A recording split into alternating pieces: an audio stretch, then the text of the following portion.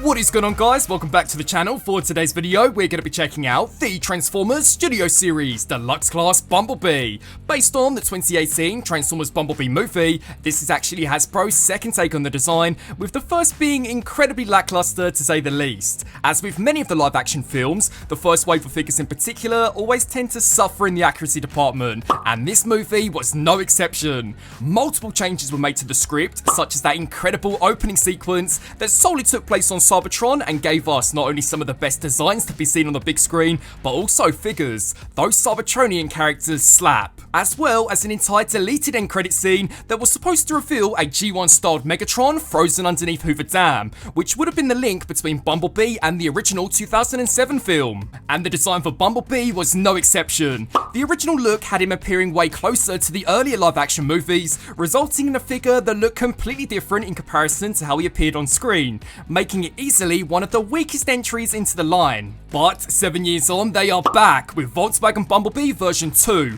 and I've got to say that it is looking so much better. As we whack up an image of how he actually appeared on screen, visually from the front, the figure looks mostly perfect, which is honestly kind of surprising considering that he is just a retool of the first version. One of the biggest improvements would have to be the head sculpt. On the original, seeing as it was so small, all of the details just kind of gelled together, whereas this one seems to be way more inspired by the design of the Rise of the Beast release. His proportions are also much better. The chest is tighter, the arms are longer, and the legs are pretty much an entirely new design, which instead go for the slightly more cartoonish look of the CG model in comparison to what we did see first time round. And as we spin around to the back, this again is a marked improvement, and even has some detailing on the lower legs to match up with the CG model. One of the biggest issues with the original was how the door wings could only ever be positioned upright to kind of match the earlier designs of Bumblebee, whereas with this new version, they are finally pretty decently articulated. These can either be angled up to match some of the earlier CG renders, or downwards, which is way closer to his main look in the film. I've also found that if you do decide to mistransform the backpack,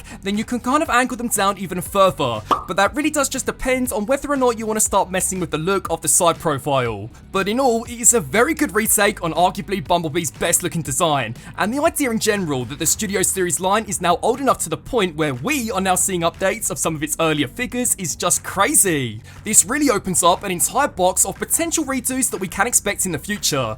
Personally, I would love for them to reapproach the likes of Lockdown, maybe this time round as a Voyager, Stinger as he is easily one of the weakest releases yet, and then finally Ratchet, who will hopefully also be a Voyager and will have a considerably smaller looking backpack. Firing through Bumblebee's accessories, up first he includes his now iconic Stinger Blaster and a Stinger Sword, which are both huge improvements accuracy wise again in comparison to the original.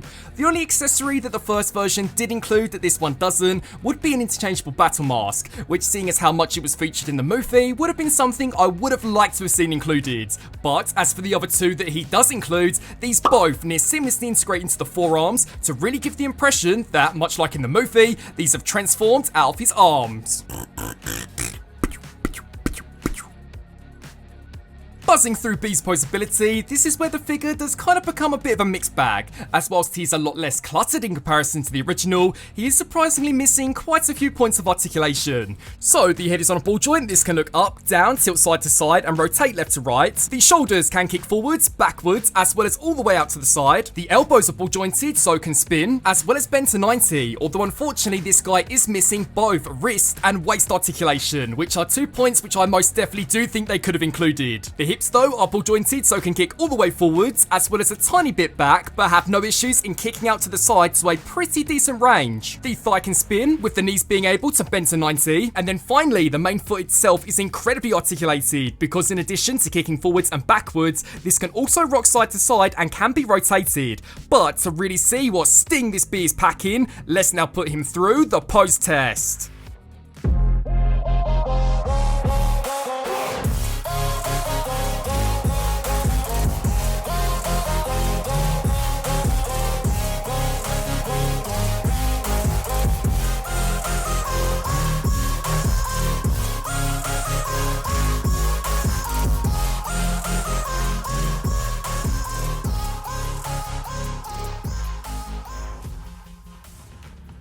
Firing through some robot mode size comparisons, we are going to be going in order from tallest to smallest, kicking it all off with the Bumblebee movie Megatron. Now, something which has always kind of confused me is that clearly these designs are fan favourites. They must have sold well because Hasbro even began delving into characters that never even appeared in the movie. So why have they never stuck with the same designs when it came around to Transformers Rise of the Beasts? To myself, is just nuts. Next up is yet another goated figure, that being the B-movie Voyager class Optimus Prime, and it's brilliant to finally have a decent Bumblebee to stack up against this guy. As a kind of cool what if Paramount had decided to go with Decepticons instead of Terracons for Rise of the Beasts, here is how Starscream, Shockwave, and Soundwave all stack up against this guy's Earth mode. And surely I can't be the only one thinking that these designs are just way too good to waste on give or take 3 seconds of screen time. But as for actual Decepticons that he did stack up against, here we have the jet mode version of Shatter. And call me crazy, but I do think that maybe she should be slightly bigger, as well as the car mode version of Dropkick. Then, as for the comparison that you guys have all been waiting for, here is the original Studio Series 18 Volkswagen Beetle Bumblebee,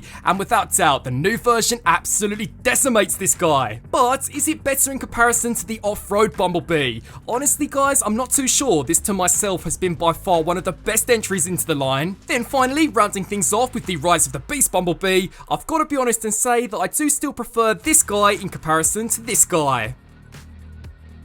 Now, as for the transformation, honestly, I was hoping that this would be slightly more like the Rise of the Beast Bumblebee, in the sense that it's not too fiddly and you don't really have to worry too much about transparent plastic. But, unfortunately, I've got to say that it is slightly more like the original. So, for step number 1, take the door wings and fully extend them, and again, be sure to do the same for the second side. You'll then want to spin around to the actual side of Bumblebee and begin taking the backpack and extending this here all the way to the back. As much like the first version, this is actually multi-panelled. With that complete, we can now take what will eventually become the headlights of the Beetle and click these here to the side. You'll then take a hold of the thigh armor, detach it and proceed to extend this here all the way to the back until this does click into place. And again guys, be sure to do the same for the second side. We can now take the shin guards and angle these upwards, with the same applying for the second leg. You'll then take the ankle and position this forwards, as the wheel cover is actually now going to slide down, although I've got to be honest and say guys that these are incredibly stiff joints. Once completed, we can now combine the two halves and proceed to slide the wheels upwards. You'll then take the hip joint and slide this backwards, and at the same time compress downwards at the knee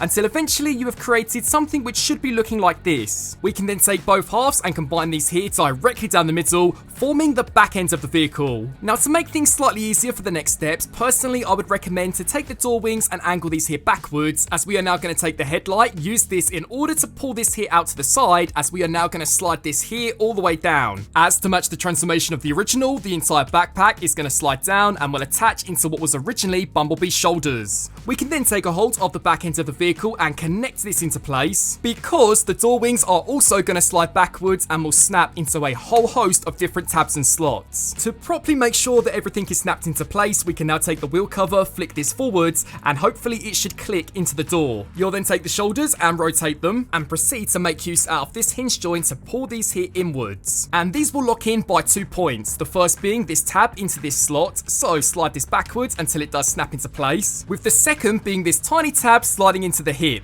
And that is the transformation now fully complete. Here is Bumblebee, now fully transformed into his officially licensed 1984 Volkswagen Beetle. And as we whack up an image of how he did appear in the movie, it's looking to be bang on. I think it's super cool from a design standpoint how almost the entire robot mode is completely brand new, yet about 95% of the vehicle mode is just a direct reuse of the original version. Front, side to back, Bumblebee looks exactly how he appeared on screen, and it's honestly kind of a shame that they never stuck with this look for Rise of the Beasts. But with this reusing a lot of parts from SS18, it unfortunately still has one of its biggest problems, that being the complete reuse of clear plastic for the entire windshield, side doors and roof, which visually I don't think looks all that great, especially when paired with the back windows which are fully painted. Surely it would have made more sense to have made this in a solid yellow plastic and then to paint the windows to match, instead of painting this whole piece in yellow, leading to a pretty ugly mix and match. As for the weapon storage though, the blaster and the blade can be combined and can be stored on the back bumper MPM 7 style, and the back set of wheels are surprisingly pinned into place, giving B the ability to glide back and forth to evade capture from sector 7. Racing through some vehicle mode size comparisons, first up is the Bumblebee movie Voyager Class Optimus Prime, the car mode version of Dropkick, the original Volkswagen Beetle Bumblebee, and it is kind of crazy that when it comes down to their vehicle modes, they share pretty much exactly the same parts, yet their robot modes are completely different. The off-road version of Bumblebee, and surely I can't be the only one that was hoping that maybe he would have kept this vehicle mode for a little while longer in the movie. Then finally, the Rise of the Beast Bumblebee, and I do think it's kind of funny how both of them suffer from the arms which just kind of hang from the underside. So, wrapping up on this review for the Transformers Studio Series Deluxe Class Bumblebee. This is a much better representation of arguably Bumblebee's best live action design. The robot mode from the front is a marked improvement in comparison to the original and is way less clunky to mess with. The door wings, which whilst aren't completely perfect, are definitely much better in comparison to what we did get first time round. And as far as the vehicle mode goes, whilst it does look great, it unfortunately still suffers from one of the biggest issues that did plague the original, that being the use of clear plastic. I'd honestly thought that with the release of the Rise of the Beast version, that Hasbro had finally learned from their mistakes, but sadly that just doesn't seem to be the case. The mix and match between both painted and unpainted parts just honestly kinda looks like a mess. But with that being said, if you already own the first version, should you buy this one? I would still say absolutely yes, because visually it is a huge step up.